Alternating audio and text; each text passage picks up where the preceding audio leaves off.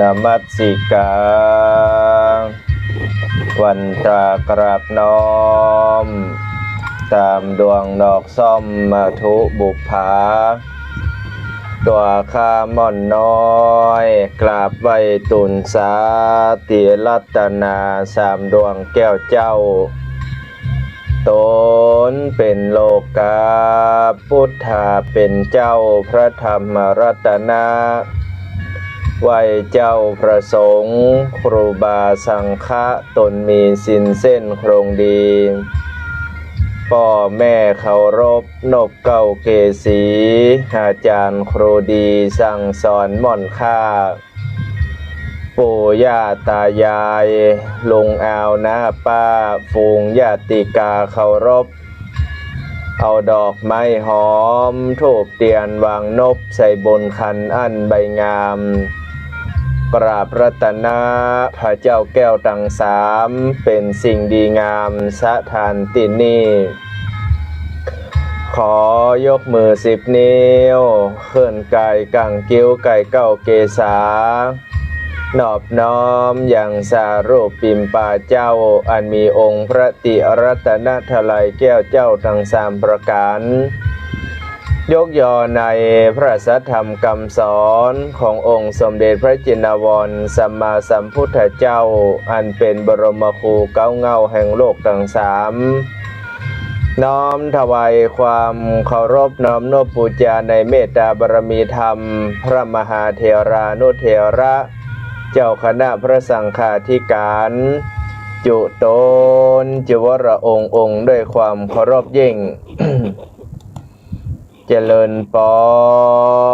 นกับบรรดาคณะศรัทธาญาติโยมสาธุชนท่านผู้ฟังคนดีทั้งหลายทุกคนทุกท่านมาแล้วเนอมาแล้วมาแล้วมาแล้วมาแล้วเสียงดังแจ้วแจ้วมาพบมาเจอกันในรายการข่าวธรรมมงคลล้านนาประจำอย่างวันนี้ประจำวันศุกร์ในสารธรรมยามแรงนิยมเนอในช่วงมรดกธรรมเปิ้นบ้านล้านนาได้ฟังกันบอกว่าญาติโยมจะฟังจากหลายที่หลายต่างเฟซบุ๊กก็มีต่างสถานีวิทยุก็มีก็เจริญปอนตักตายสถานที่ฟังจากสถานีวิทยุคลื่น 104.50 วัดฝ่ายหินมหาวิทยาลัยเชียงใหม่คลื่น 100.25 วัดพระบาทอุดมอำเภอฝางคลื่น 106.25 วัดมนเสียงธรรมแม่แจ่ม 98.75 วัดห้วยตองซักอำเภอจอมตองคลื่น 88.25 วัดศรีปันเงินอำเภอสันป่าตองแล้วก็คลื่น 89.50 บ้านทุ่งเรดิโอนายโยมอำเภอสันป่าตองแล้วท่านทุกคนทุกท่านที่ฟังจากสถานีวิทยุรวมจนถึงในเนื้อหาสาระธรรมในเรื่องมริซ้อนวันนี้ก็จะได้ดำเนินเรื่องราวมาถึงผูกท่อนที่3แล้วนะสถาตั้นทั้งหลายหลังจากที่ได้เทศเมื่อสุขแล้วญาติโยมที่ได้ติดตามก็ได้ติดตามได้ฟังกันใครบ่มีธุระอันยังก็พากันมาฟังเทศฟังธรรม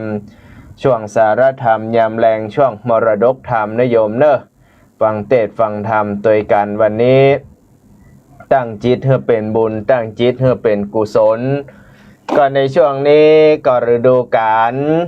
ทอดกฐินนอกศรัทธาแต่ละที่แต่ละต่างก็มีงานบุญกันเข้ามาเพราะว่าจะเป็นงานบุญกฐินพ่องการหั่นการนี่พ่องบุญวัดปี่วัดน้องปากันไปเติงกันศรัทธาว่ากันไปทำบุญวัดไหนมีกฐินจะทำ9 วัดก็ได้วัด10 บาท20 บาทวัด100 200ทำบุญตามเจตนาศรัทธามีนักก็หอมนักมีน้อยก็หอมน้อยทำบุญแล้วตี้บ่เฮือเป็นตุกกับตัวเก่าโยม ทำแล้วเฮาสบายใจตึงคนเฮ่อและก็คนฮับเปิ้นก็จื่นอกจื่นใจคนเฮ่อก็อธิษฐานคนได้รับก็อนุโมทนาเนาะสถาตันต่างหลาย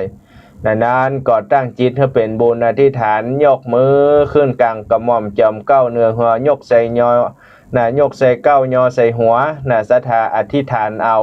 ว่าจะตุปัจจัยเงินทองที่เฮาได้ถวายได้ทำบุญกฐินแต่ละวัดแต่ละวานั้นหามาด้วยชอบประกอบด้วยธรรมหาได้ด้วยหยาดเหงื่อแรงกายแรงใจแรงงานตัวเก่าบ่ได้ไปลักบ่ได้ไปจกบ่ได้ไปขโมยไผมาทำบุญโยมเนาะตั้งจิตอธิษฐานให้ดีอธิษฐานไว้บางคนบางท่านก็เกิดว่าอีแม่ก็หอมบุญกฐินวัดที่แล้วมา3วัด4วัดแล้วนะอีแม่ย่ำได้บุญสักหน่อยแม่ฮู้ได้ว่าบ่ได้บุญเขาอีแม่ย่ำถูกหวยเนี่ยถ้าได้บุญแต่อีแม่ต้องถูกหวยกับตู้โลสถาญาติโยมเพราะว่าบุญเกิดจากการกระทำกรรมก็เกิดจากการกระทำเฮาเนี่ยดีก็ได้ดีทำชั่วก็ได้ชั่วเนาะสิ่งต่างๆก็จะมาตอบสนองเป็นผลลัพธ์ของมันศรัทธาและบุญเนี่ยญาติโยมไว้ใจว่าเฮาทำวันนี้แล้วมันจะหันผลเนาะบุญนี้ทำเอาไว้ทำเอาไว้ทำเอาไว้เปิ้นว่าเปรียบเสมือนเงินเดือนถึงเดือนก็ได้บุญนี่เหมือนเฮาใส่กูกับปุกออมสินไปหยอดไป10 บาท20 บาท100 200หยอดไปกับน้อยกับน้อยกับน้อยมันก้อยๆเต็ม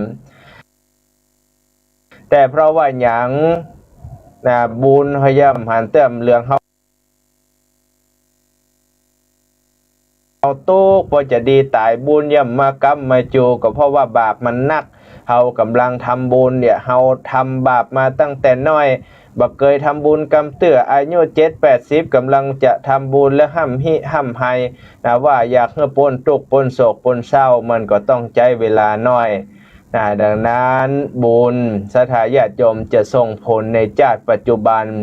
บุญจะส่งผลในชาติหน้าแล้วก็บุญจะส่งผลในชาติต่อไปไว้ใจว่า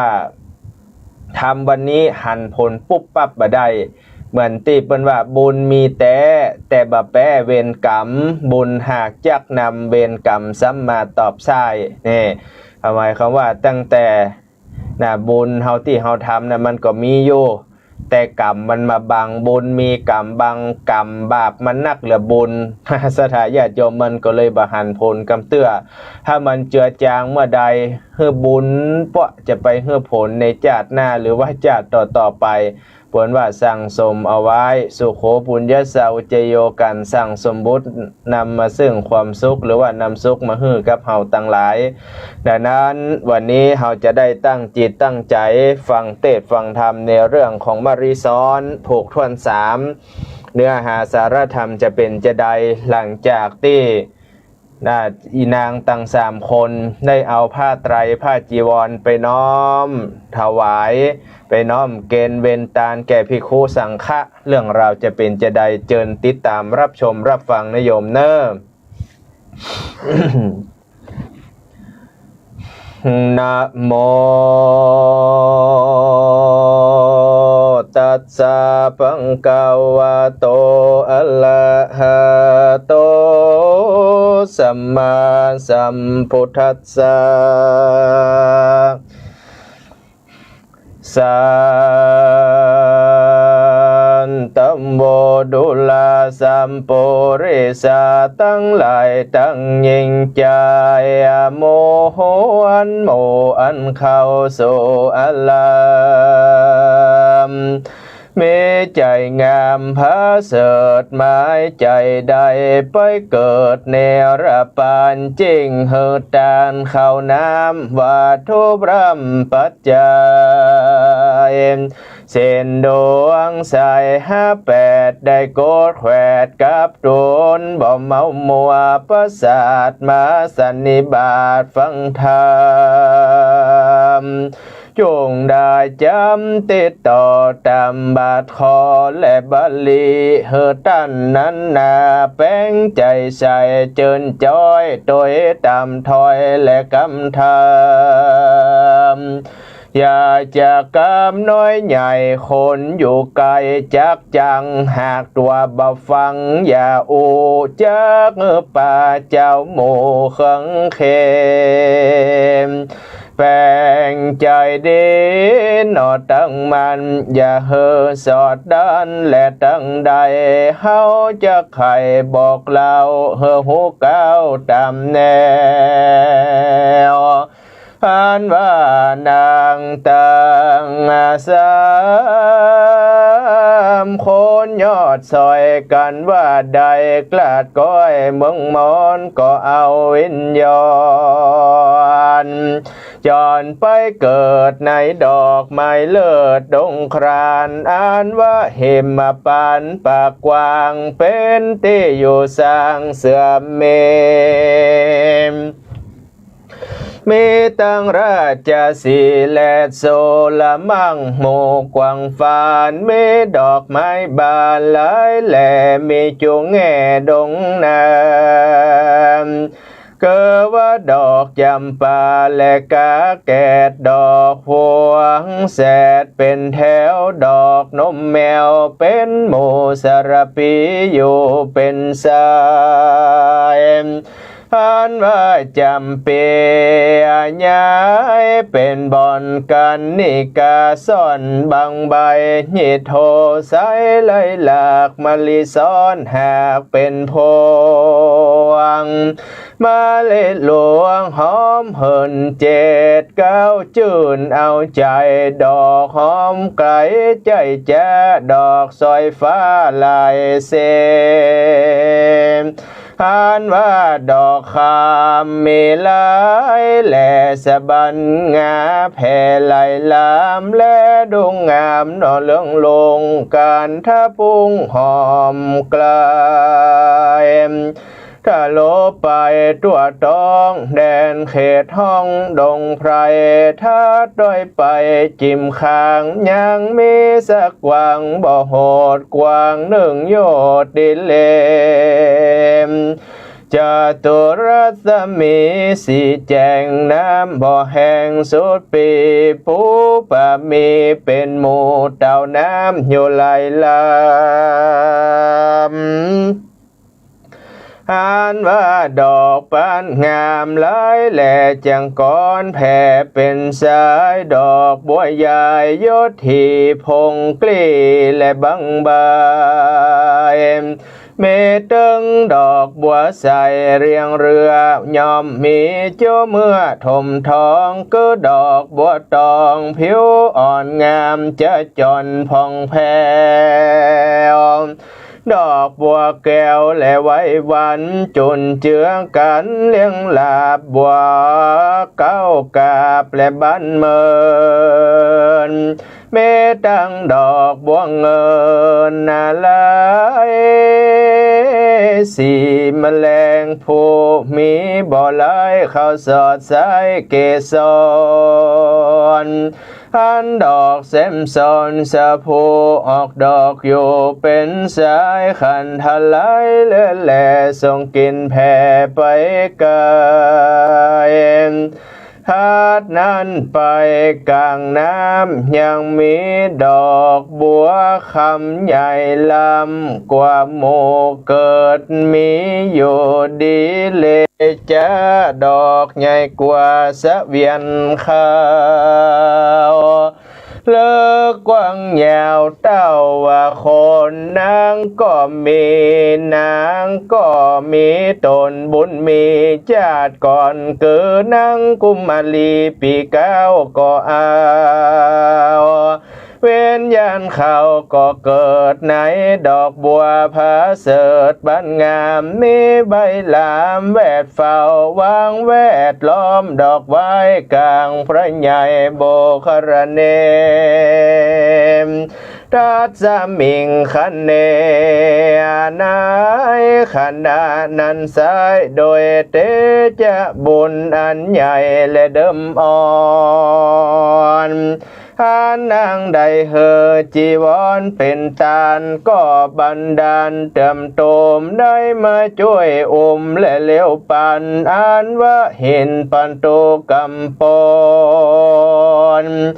ศิลาอาจแห่งเตาราดินตาปกติแม้แต่ก่อนเตียนย่อมอ่อนดิลีสำคัญมีกระด่างร้อนแข็งข้างเสมอเห็นตึงเต้าองค์อินปิ่นฟ้าก็เล็งพอนาและจุมปูก็หันบุญจูนอนเนาเกิดมาอยู่เฝ้าและดงดำนายดอกบัวคำทิพเตตาวิเศษเมืองสวรรค์ก็หันตันขวัดหูว่านางกินโกนี้นาอันแต่เดิมมาเมื่อก่อนเกิดอยู่บ่อนเมืองโคนเบาเมาวนตำจ้าบอกกะตำบาปกาและปะเมนนางกระทำดีบอกขาดบอกประมาทตั้งบนสร้างกุศลอุนติดต่อมีสินก่อรักษาแหมปากกาหันหนึ่งนานางนอลาได้เหอพายอมเลืองเจวันเรื่องเป็นตาลโดยใจบ้านหน่อเจินจอยดาวยอดซอยและอินตามปิจารณาหูหลอดว่านางยอดกุมาลีบุญปะมีไปเกิดที่ดอกบัวเลิศและดงดำเป็นดอกบัวคำทิพเตดันเป็นเขตเสือมีราชสีแรดจางสัตว์ปากวางนอตั้งลายยาพรงไพรเพศกาติพญาธรลาดงตาลกันเข้าหันและหูยังนางกินโกกุมันเลมอันตรายมีบ่น้อยจักได้ตำก้อยเครื่องกากำเนิดอะไรแหล่จะเกิดแก่ตัวลามรณามวยมอดเนื้อมอมมอนว่าเนจอลงป่าพงกว่าและบังเกิดไปได้พระเสดเป็นเดนกวานผานี้ไฟหอยเฮิดได้เจินจ้อยและเจยปานทำบุญสมปานนอสร้างไว้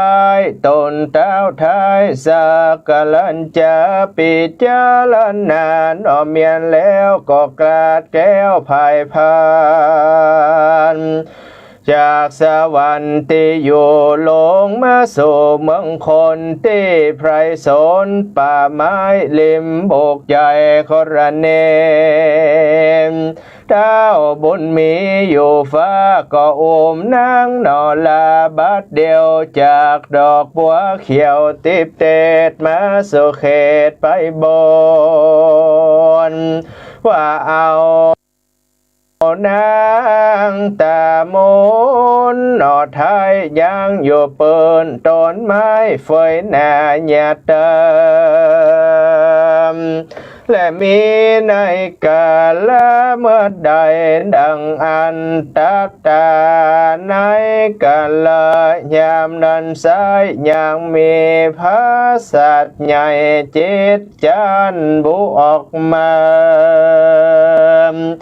จากติหันดิลีมีลัสมีผ่องแผ้วประดับโดยแก้วหนอจังคเจ็ดภักกาหันบาเสดของตีบเกิดไปใน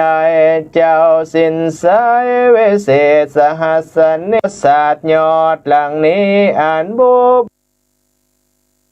บุญตีและดงเร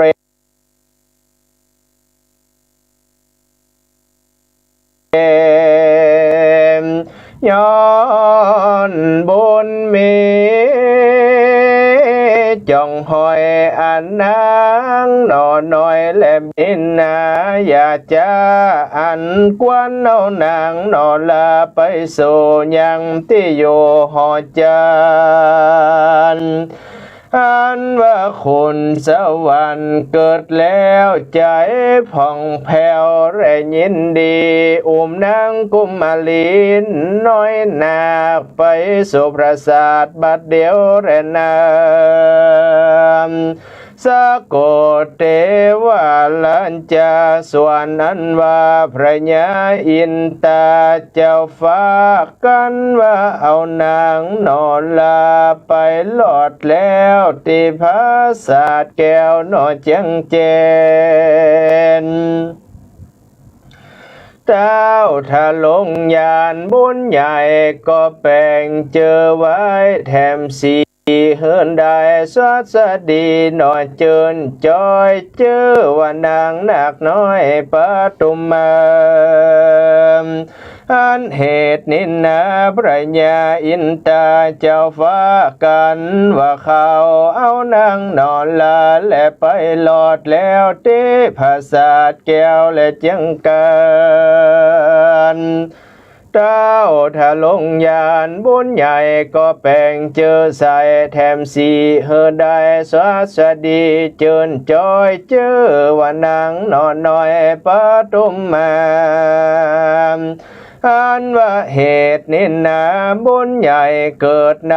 ดอกบัวคำทิพเทศอันมีในเขตหิมพานต์ตาโตปัทยาแต่แรกตันไ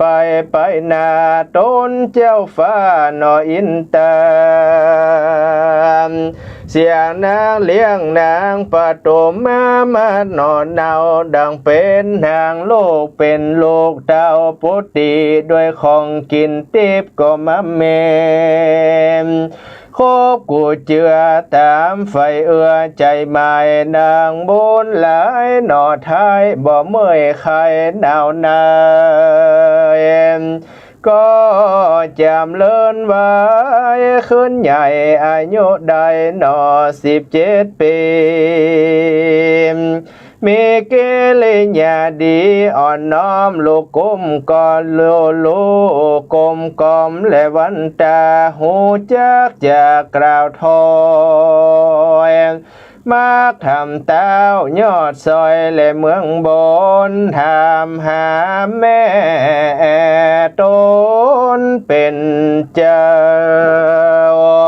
อันว่าแม่มีในเล่าอันจะขอปอจะกล่าวบอกหูข่าวมาว่าอันว่าเจ้าสหัสสันในนอเจ้าฟ้าก็บอกนางนอลาตามลายก้าวลอดไป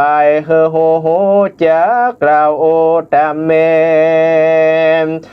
นางกุมาลีน้อยอ่อนอยู่กับดาวราชคุณสวรรค์สู้คืนวันจื่นจ้อยในพระศาสซอยและเจียงคานกลางหิมพานต์ป่าไม้ก็มีหันและน้ำเอเตกุมาลาเตวาสิมรณะจุติเตปนุนจะเนสีดังนี้จากวันนั้นนาจะลอดถึงนางน้อยยอดกุมาลีนางบุญมีนองเงาเป็นน้องทัดเก้าลงมาเถิงจากอนาถาตำจาก็บ่หยาบกาแสบมนคือบ่จะขันกำหยาบใจกว่าบาปเลือนลายเจ้ามีใจอภัย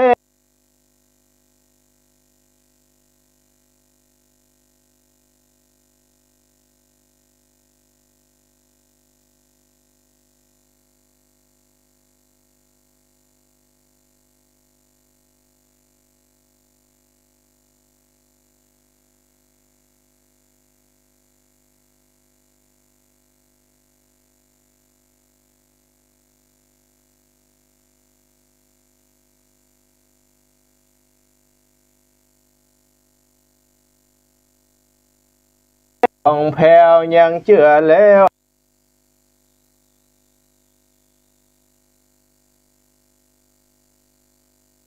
ทำที่นี้ว่าในกาลนั้นอย่างเมลาจะสีใหญ่เป็นหลวงคนปันปวงบ่อน้อยนับได้500เป็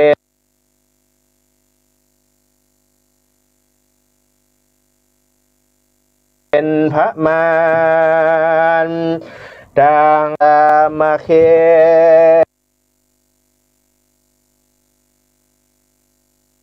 มาหักกันดินดีจอง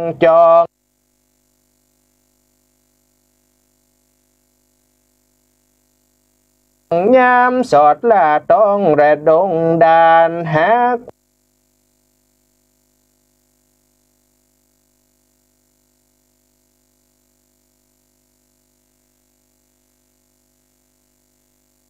แรจางตามปากกวางแรดงภาย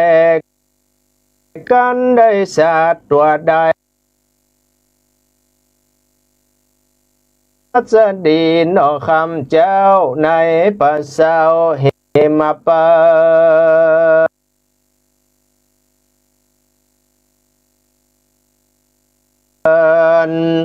มหามูลสัทธาตัน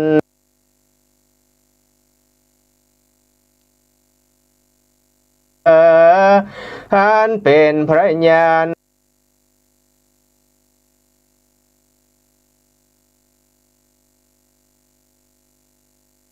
นาคทำแก้ว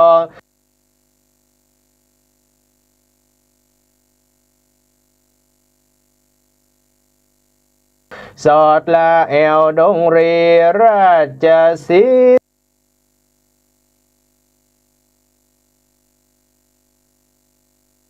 เขาและไปโดมก็หันวนจุ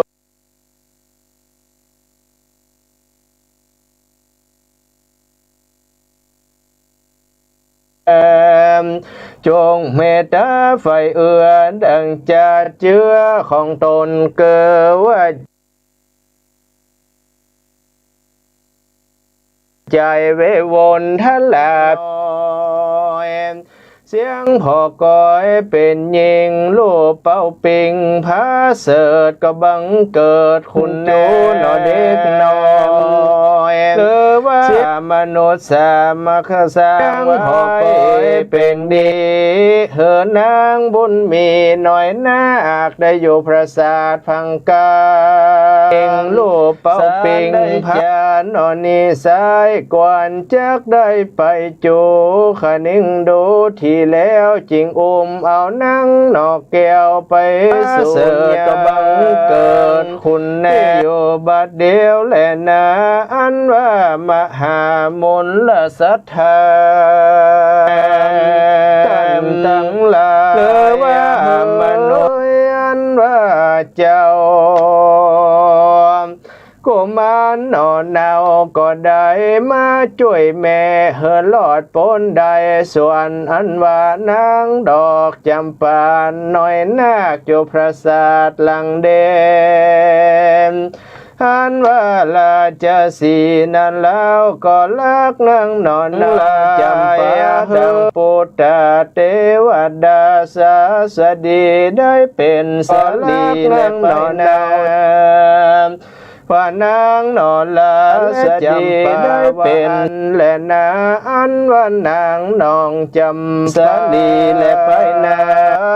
น้อยนาคอยู่พระศาสตร์หลังดีอันว่าลาจะสีนั้นแล้วก็ลักนางนอนเอาจำปาอยู่พระศาสตร์หลังดีและในใสบ่เหินได้นอกขังกาน้องน้ำตาน้องดอกจำปาสีนาคบ่มีพญาติมาแฝงเปียตีแรงใหญ่หน่อยบ่จองห้อยเบียนขีดอยู่ดงไพรป่าเศร้าบ่หอนใดนอกเครื่องเข็ม มีถึงราชสีตัวอาจในภาษาจังการนางทรงคะนางทรงการหนอไทยอายุได้หนอ17 ปีลักษณะดีบ่น้อยน่าชื่นจ้อยมีวันมีผิวพรรณสะอาดผ่านนาพิราชโสภาดังเทวดาบนฟ้าลงแหล่งลาจุมปูใจได้ดูบอกกายบ่เมื่อได้ย้ำวันแม้นมีทุกวันมาดหมายกันว่าใดนอลงเรือทุกย่อมจางเสียขาดทุกไม่มาไทยนี้แลนเนอินติกินนาบินเนกุมาลีสจิลานันสาอายุจตุเตมนุสสาดังนี้เป็นต้นบัดนี้จักจะถึงยอดซอยอันเป็นน้องยอดซอย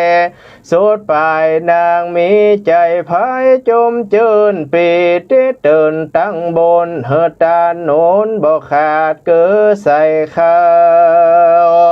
อย่างเป็นเทบาทยินดีก็ปากันเฮือพาที่จีวรเป็น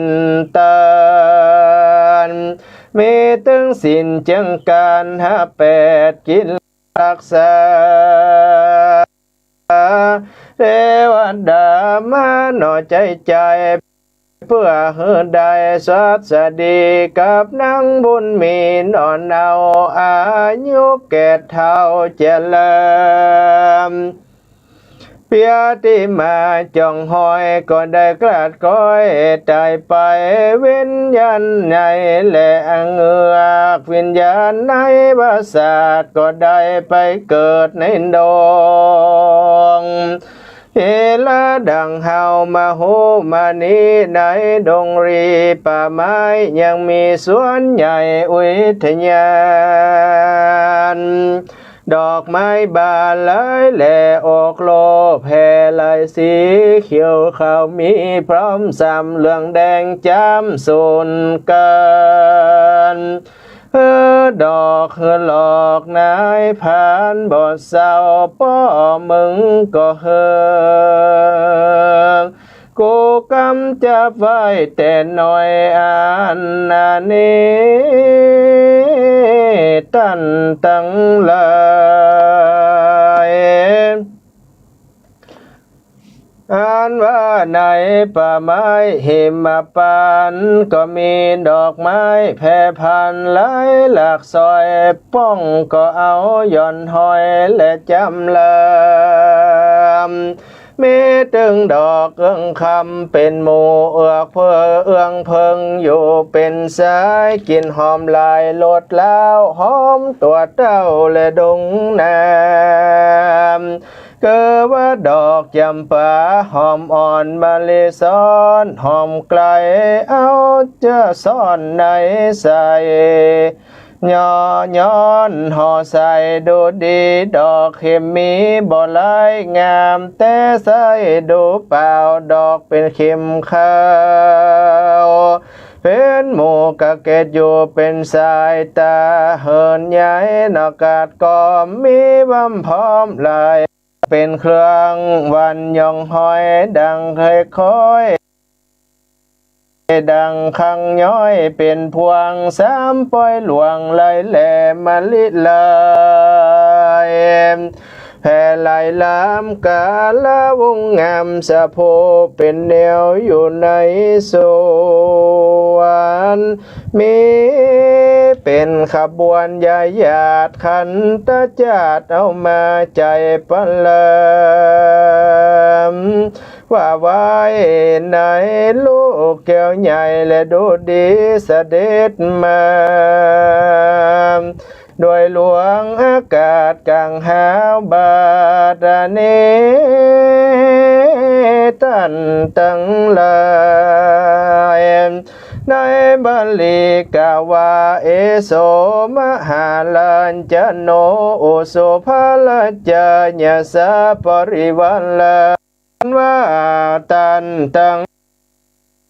หลายมวลหมู่บ่เนินจะเหิงนานในกาลนานยังมีงัวใหญ่สองตัว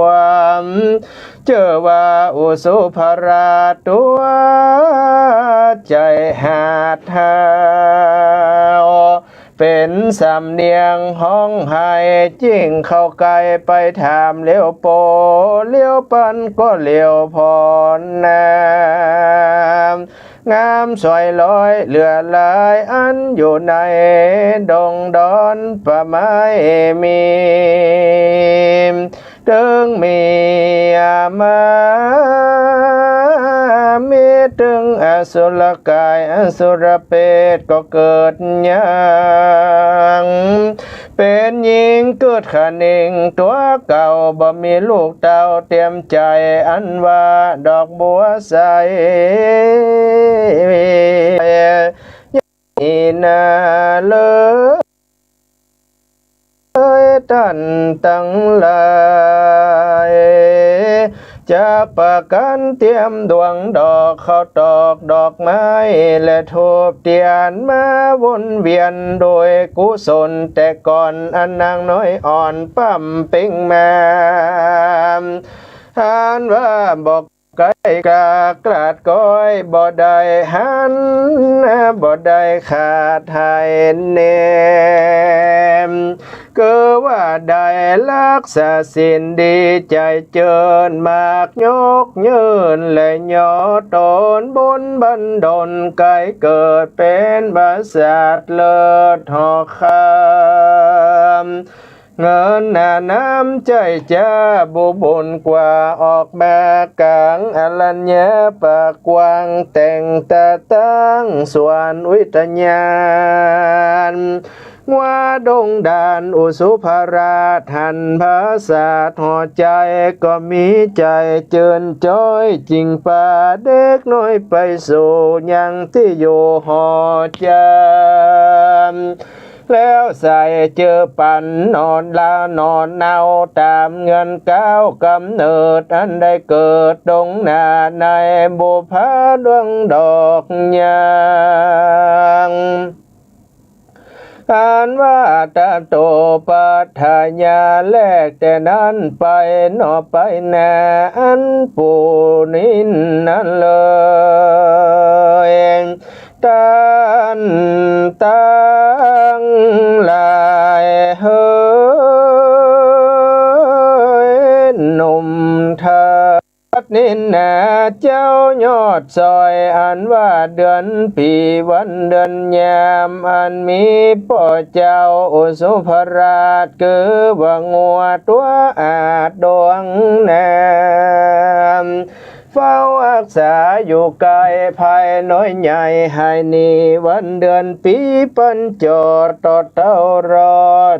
16 วันสามดาวติงสาฝากฟ้าและนากิลาเปกเวบรมตัตโตนามาลาจาปลานาสียังลันจังกเรนสีเปกเวดุราภิกขุบนตนเป็นสายอริยันเจ้าโตคำเจ้าภาวนากีฬาดังได้ยินมานิสัยยังมีเมืองใหญ่ลาจตันเน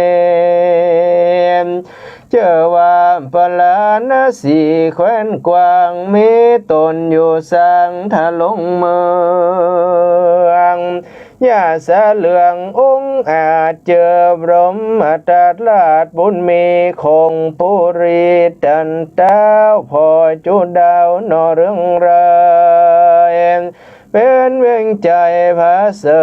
ดอันใจลำเลิศดินลีขามีน้ำบิง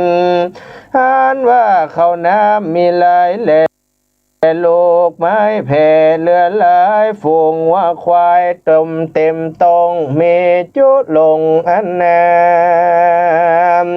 เงินคำขามีมากบอกกันอยากอันใดคนไปไหนเมื่อสุขเกิดว่าเขาออกอยู่ตั้งหลังพ้องภายพันและก้าวพ้องก็มาตั้งหน้าตั้งหลังไกลปอเสียงนั้นเนืองนั้นเสียงนั้นเนืองนอโอดแอวบ่หูคำเจ้ายิงและบ่หูคำเจ้าแหล่งง่ายคนยิ่งใจใหญ่น้อยบ่ตำก้อยเครื่องเข็มยมคนมีหลายหลากบ่ลำบากเครื่องกาคนนาทายากเลยหาเลี้ยงใส่ตามพันก็มีวันนั้นแหละนาเนเทตังขีญาสังวันนาวิเศษจะห้องเหตุยังพระธรรมเทศนาเรื่องยังนางมาลีสอนผูกทวนสามนิทิตังก็บังโกมมาสมเลจันเดชหันธรรมยังสาตุกลังกะโลมาเสสาตุสาธุสาธุพระธรรมเทศนาก็ปริปุณังจบลงไปเป็นที่เรียบร้อยยินดีต้อนรับสำหรับบรรดาคณะศรัทธาญาติโยมสาธุชนท่านผู้ฟังคนดีทั้งหลายทุกคนทุกท่านมาละเนอมาแล้วมาแล้วมาแล้วมาแล้วเสียงดังแจ้วแจ้วมาพบมาเจอกันในรายการข่าวธรรมมงคลล้านนารายการสารธรรมยามแรงในช่วงของมรดกธรรมปื้นบ้านล้านนาก็มาพบก็มาเจอกันเนอะศรัทธาญาติโยมตั้นตั้งหลายจูผู้ในคนยินดีต้อนรับศรัทธาที่กำลังเข้ามาในช่วงท้ายรายการบอกว่าจะฟังจากคลื่น 104.50 วัดไฟหินมหาวิทยาลัยเชียงใหม่คลื่น 100.25 วัดพระบาทอุดมอำเภอฝางคลื่น 106.25 มนเสียงธรรมแม่แจ่ม98.75 วัดห้วยตองซักอำเภอจอมตองขึ้น 88.25 วัดสีปันเงินอำเภอสันป่าตอง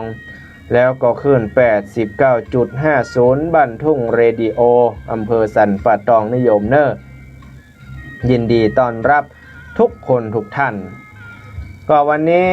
เตดน้ำเตดทำไปนะสถายารับไปตัวว่ะ ก็มีเห็นเนี้ยสถานญาติโยมทุกท่านโอ้เตดไปมันก็ถ้าจะรับในเนาะสถานญาติโยมสะดุ้งเป็นเตื้อสะดุ้งเป็นเตื้อ ก็ประคับประคองเตดน้ำเตดทำจนจบนะสถาในผูกท่วน3ก็พ่องกับ3บรรทัดพ่องก็ถ้าจะมีอยู่นะสถาตั้นตั้งหลายโอ้ยังจะได้นะถ้าจะลงเสียงตัวเก่าเนาะลงเสียงตัวเก่าไปก็ลวดวูบรับไปหน่อยนะรับในไปหน่อยโอ้สะดุ้งมาพอโหบรรทัดใดเป็นบรรทัดใดโมนี่ เอาละก็ยินดีต้อนรับศรัทธาญาติโยมก่อข่าวสารงานบุญทางสถานีวิทยุตั้งแต่วันที่8จนถึง12เดือนธันวาคมพุทธศักราช2564ก็ในส่วนของงานของคลื่นสีขาวทางสถานีวิทยุนั้นจะได้จัดการจัดงานเข้ากำประพฤติวัดปฏิบัติธรรมของพระสงฆ์องค์สังฆเจ้าพร้อมด้วยศรัทธาญาติโยมที่ม่อนพระธาตุเจ้าสี่สองเมืองหรือว่าดอยนางแก้วห้องง่ายๆว่าดอยนางแก้วนะโยมเนาะก็จะมีการมีงานเข้ากำเนอ ก็ใครมีปฏิทินก็เอาปากกามาวงไว้มาหมายไว้ว่าตั้งแต่วันที่8ถึง12นี้ตู้เจ้าเปิ้นจองตั๋วไว้แล้วไปไหนตึมได้ดิ้นไปไหนตึมได้เพราะว่าเปิ้นจะได้เข้ากำในส่วนของพระสงฆ์องค์สังฆเจ้าที่ได้เทศน์ธรรมกันทุกวันตั้งแต่วันจันทร์ถึงศุกร์ช่วงตั้งแต่3 โมงแรงจนถึง4 โมง5 โมงแรงท่านอาจารย์บรรยงอภิวัฒโนพระครูอภิวัฒนวิกรมก็จะได้นิมนต์ไปเทศน์เป็นวันตั้งแต่วันที่8จนถึงวันที่11เวลา10 โมงถึง11 โมงแล้วก็เวลา14 นาฬิกาจนถึง15 นาฬิกา2 โมงถึง3 โมงแรงตั้งแต่วันที่8จนถึง11นะโยมเนอะในส่วนวันที่12ก็จะเป็นมงคลยิ่งนั้นก็คือท่านทั้งหลายก็จะได้ร่วมบุญการบรรจุพระบรมสารีริกธาตุดังนั้นท่านใดที่ว่างจากการจากงานจะไปร่วมกัน8ถึง11 12นี้ก็น้อมเรียนเชิญเจริญพรเนอะพากันไปร่วมบุญได้ส่วนรายละเอียดนั้นศรัทธาญาติโยมท่านทั้งหลายก็อาจจะได้นำเรียนได้รับรู้รับทราบจากครูบาอาจารย์จากหลายๆคนหลายๆท่านได้แจ้งให้กับญาติโยมเป็นที่เรียบร้อยเอาละมาในส่วนของอีนางมริซ้อนศรัทธาท่านทั้งหลายก็ก่อนที่จะได้น้อมถวายยังพระไตรจีวรก็พระสงฆ์ที่จะให้พระไตรของอีนางคนนี้ก็เลยอธิษฐานว่าก่อนที่จะตายเนี่ยตุขตะถึง3 พี่น้องพ่อก็มีแม่ก็มีให้สุเขาอธิษฐานบุญเอาเตอะว่าอยากได้อันยังอันหนึ่งอันใดเกิดจากหน้าฉันใดอยากได้อันยังก็อธิษฐานก็ยกมือเอาผ้าไตรจีวรของตัวเก่าที่ได้ไปเก็บดอกฝ้ายด้วยตัวเก่าเอามาต่อหูบต่ออันยังเป็นพื้นมายิบมาต่อกันแล้วก็มาย้อมอีนางผู้ปี้ก็ตั้งสัจจะอธิษฐานว่าโอ้ยด้วยบุญด้วยกุศลข้าเจ้านี่ตุกกันมาทั้งชีวิตนับตั้งแต่วันนี้ยามนี้เป็นต้นไปกันว่าข้าเจ้าได้ตายไปแล้วก็ขอเกิดมาเพื่อผิวพรรณวรรณะหอมแหมบะปอเป็นคนร่ำคนรวยตึงจิตรวยตึงใจรวยตึงสุขภาพรวยตึงทรัพย์สินเงินทองขออย่าได้ตุกกว่าไผขออย่าได้ตุกขออย่าได้จนเพื่อมีแต่ความสุขยิ่งขึ้นไปนี่สถาญาติโยมแฮมบะปอมีคนฮับใจตัวนางทวน2ก็คืออีนางที่เอาดอกจำปามาเป็นขันน้ำตาลก็ที่ฐานว่าโอ้ขอคือข้านี่อายุมั่นขวัญยืนเนอะโยเป็นล่มโพร่มไทรโยเป็นล่มโพใบใหญ่โยเป็นร่มไทรใบหนาก้ำจูศาสนาไผ่เจ้าไปเมินขออย่าได้ตุกได้จนกว่าไผ่ชีวิตมีแต่ขาขึ้นเจริญบ่ต้องมีขาลงบ่ต้องมาตุกอย่างอีล้ำเหลือสถาญาติโยมก็อธิษฐานแล้วก็ขอให้ได้อยู่พระศาสตร์ราชนิเวศสัก7 จันทร์เนอะอธิษฐานไปส่วนอีนางคนด้วน3อีนางมะลิซ้อนก็อธิษฐานว่าขอให้ผิวพรรณวรรณะร่างกายของข้าเจ้าเนี่ยหอมเหมือนดอกมะลิซ้อนกำเนิดใครกายไปกายมาก็ขอให้รักก็ขอให้หลงค่าไผอย่าได้เกลียดได้จังค่าแฮมบะปอมีไปเกิดเป็นนางฟ้านางสวรรค์เป็นนางกัญญาเป็นเทพบุตรเทวดาอยู่บนสวงสวรรค์จันทร์ฟ้าบ่ต้องกินข้าวกินน้ำให้อิ่มติ๊บไปเลยว่าขี้ค้านตำน้ำพริกขี้ค้านเนี่ยกินนี่ถ้าญาติโยมก็รับไปกับปากันยกเอาผ้าไตรกำลังจะถวายปรากฏว่ามีหมู่เดียวกันก็คือคนตุกสถาญาติโยมคนตุกขตะเป็นปัจจัยเตียวมาดมก็มากราบมาไหว้เฮาขออนุโมทนาบุญตัวเนอที่สู่เขาตั้งหลายจะได้ถวายผ้าไตรอีนางตั้ง3นี่อินโดคนตึงหมู่บ้านบืนปากใส่จุนปากใส่เหล่าตั้งแต่หัวบ้านสุดใต้บ้าน บ่มีไผมาตานบ่มีไผอนุโมทนาสาธุกับเฮาสักคนบอกว่าจะไปตานกับมันเนอมันเป็นคนตุกนี่นะสัทธาอ๋อให้เป็นดีนดูเสียกรรมนี้อีนางตุขตะถึง3คนกอกหัวอกเดียวกันก้อนจะเกณฑ์เปียผ้าออกมาเฮือใจตุขตะคนนี้อธิษฐานพอเหรอโอ้อธิษฐานว่าใดสาธุขอข้าเจ้าเนี้ยตายไปแล้วในชาติหน้าเกิดมาเป็นคนดีคนดีจะขออย่าได้มาเป็นคนเล่ร่อนเจ้าไปขอเข้าเปิ้นกินตอนขอเข้าเปิ้นกินแรงขอเข้าเปิ้นกินเข้าวิทย์แรงวิทย์ไงขอให้ข้าเนี่ยร่ำรวยเป็นมหาเศรษฐีอย่าได้ตุกอย่าได้จนเฮงเฮงรวยรวยซื้อหวยก็ถูกก็ขอให้มีเมียโดยฮิโร่สถาญาติโยมอธิษฐานเรียบร้อยก็ปากันยกประเคนโยกประเคนพระสงฆ์องค์สังฆเจ้าก็หยาดน้ำยะถาวาริวหาขอยกส่วนบุญส่วนกุศลนี้บาจำเพาะเจาะจงแก่คนใดคนหนึ่งข้าพเจ้าตั้งหลายขอน้อมเอาบุญกุศลที่ได้กระทำมาเนี่ยบาจำเพาะเจาะจงฮื้อคนนั้นฮื้อคนนี้ข้าพเจ้าปรารถนาว่าบุญที่ข้าพเจ้าได้หยาดน้ำคนใดเนี่ยอยู่ภพใดภูมิใดสามารถมารับซึ่งบุญของข้าพเจ้าได้ก็ขอให้มีส่วนได้ผลบุญอันนี้ตึงหมดตึงสิ้นสถาญาติโยมเขาเทวบุตรเทวดาป้ากันอนุโมทนาทานขนาดพ่ออะหยังเพราะว่าบ่ได้จำพ่อเจาะจงหาอีนางนี้บ่ได้เจาะจงหาอีป้อบ่ได้เจาะจงหาอีแม่อีนางทั้ง3ก็ที่ฐานด้วยกันว่าขอให้ผลบุญที่จะหยาดน้ำเนี่ยแผ่ส่วนบุญส่วนกุศลไปแผ่ไปทั่วโลกทั่วขอบจักรวาลสถาญาติโยมภัยที่ตายไปแล้วมีส่วนได้รับทุกคนญาติก็จ้างบ่ญาติก็จ้างก็ขอให้ได้รับเตอะเพราะว่าเฮาไม่ได้เจาะจงว่าภัยจะต้องได้มารับส่วนบุญส่วนกุศลแต่ภัยที่ตายไปแล้วผีตายเก่าหน้าเมินกี่เจนก็มารับเอาเตอะถ้ามีเปิ้นอนุญาตให้มาฮับก็มาฮับนะก็คือว่าญาติแล้วบัดเจาะจงกับคนใดคนหนึ่งญาติไปละไปเลยนะสถาญาติโยมอันนี้ส่วนอยู่ไปเท่าแก่แหล่มอนไปก็ปรากฏว่าอีนางตั้ง3คนนี้ก็ได้ดับชีวิตตายลงสถาญาติโยมเมื่อตายแล้วดวงวิญญาณของอีนางที่เอาดอกบัวก็คือปีเก้าก็ได้เอาจิตวิญญาณดวงเก่าเนี่ยไปเกิดในดอกบัวสถาญาติโยมโอ้ยดอกบัวดอกนี้ใหญ่แตะใหญ่ว่าใหญ่ใบใหญ่บอดเปิ้นว่าใหญ่เต้าอัน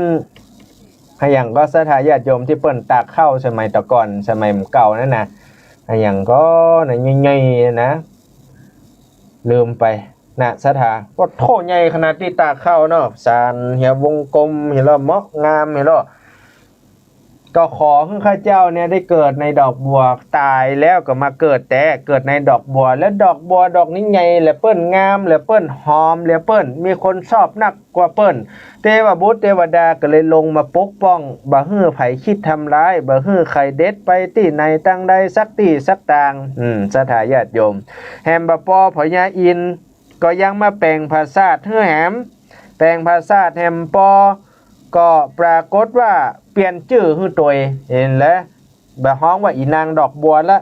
ก็ชื่อว่านางปทุมมาเรากับปทุมมาก็คือดอกบัวนะเปลี่ยนชื่อคือมันงามเห็นน้อยอีนางดอกบัวไปไหนอีนางดอกบัวไปไหนอย่าน้องสถาญาติโยมอันนี้อินก็จะฮ้องก็จะแสลงปากก็เลยฮ้องว่าอีนางปทุมมาโหโลดอกบัวเหมือนเดียวกันเนาะเอาล่ะเวลาผ่านไปเนาะสถาญาติโยมไว้เหมือนโกหกก็ปรากฏว่ามีอีนางหนุ่มน้อยคนหนึ่งนะอีนางทัดท่วน2ที่เอาดอกจำปาไปถวายพระสงฆ์องค์สังฆเจ้านะสถาเมื่อตายไปแล้วก็ปรากฏว่าไปเกิดในไหนก็ไปเกิดในดอกจุมปาเราไปเกิดในดอกจุมป่าในป่าหิมพานต์พุ่นบ่าใจป่าแพะป่าเต็งลังป่าอย่างยังเฮาอีน่ะสถาญาติโยมพวกไปอยู่ปุ้ยเย็นขนาดเนาะ อ๋อใครเย็นฮืออาบน้ำวังหินใครมีอยู่มีกินต้องมันฮือตาลขั้นไข่ขึ้นสวรรค์จันทร์ฟ้านิลปานฮือมันสร้างบุญงามงามหรือความดีนะโยมเนอะอันนี้ก็ไปเกิดในต้นจำปาปะนะอยู่บ้านอยู่จองพญาราชสีวะอันยังสะปะสะเปดมากกว่านี่มันตึมกว่าสักอย่างข้าจะต้องชนะมดแอมปอมีคนใจนักนี่อธิษฐานเอาไว้ก็สมเจตนาพญาอินมันเนละมีดภาษาเธอได้ถึง7 จันแฮมบะปอมี2 หลังก็นะสดาญาติโยมทุกท่าน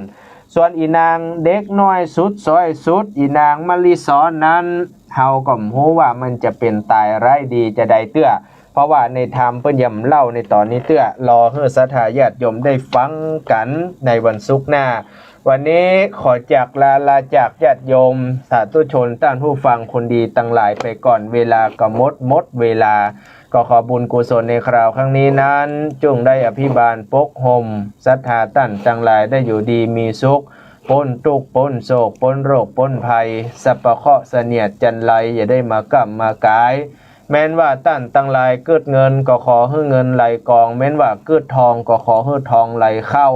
ฮือมั่งมุนตุนเต้าด้วยเงินด้วยคำแม้นว่าพัฒนาสิ่งใดสมจิตสมใจไฟอ้างเหมือนที่เปิ้นว่าสัพปีติโยเจ้าเกียงกับปัญญามีเมื่อซ้อยข้าราชการป้อนานป้อยน้อยปลายแถมกู้ห้อยคนดีนับตั้งแต่นี้อยู่สุขีสุขสัสดีโจกดีเน้อเจ้าสุขีที่ขายุโกอายุวันโนสุขังพระลัง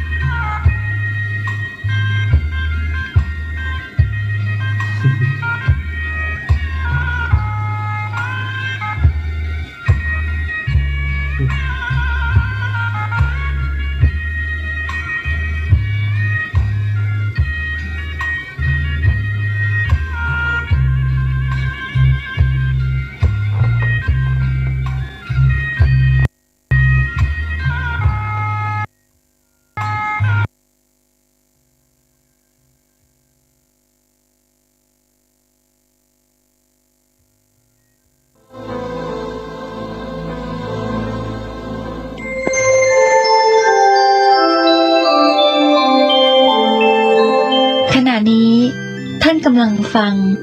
สถานีวิทยุกระจายเสียง FM 104.5 เมกะเฮิรตซ์